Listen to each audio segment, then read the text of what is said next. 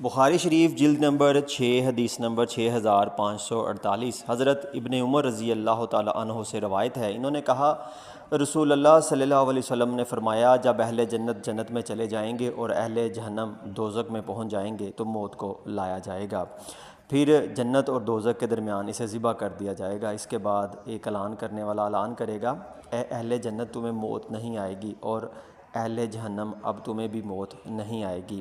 اس بات سے اہل جنت کی خوشی میں اضافہ ہوگا اور اہل جہنم کا غم مزید بڑھ جائے گا۔ اس سے جو اگلی حدیث ہے 6549، حضرت ابو سعید خدری رضی اللہ تعالی عنہ سے روایت ہے، انہوں نے کہا کہ رسول اللہ صلی اللہ علیہ وسلم نے فرمایا، اللہ تبارک و تعالی جنت سے فرمائے گا، اہل جنت سے فرمائے گا، اے اہل جنت، وہ جنتی عرض کریں گے، ہم تیری سعادت حاصل کرنے کے لیے حاضر ہیں۔ اللہ تعالیٰ پوچھے گا، کیا تم لوگ اب خوش ہو گئے ہو؟ وہ عرض کریں گے، ہم کیوں خوش نہ ہوں، جب کہ تو نے ہمیں وہ کچھ دیا جو اپنی مخلوق میں سے کسی اور کو نہیں دیا۔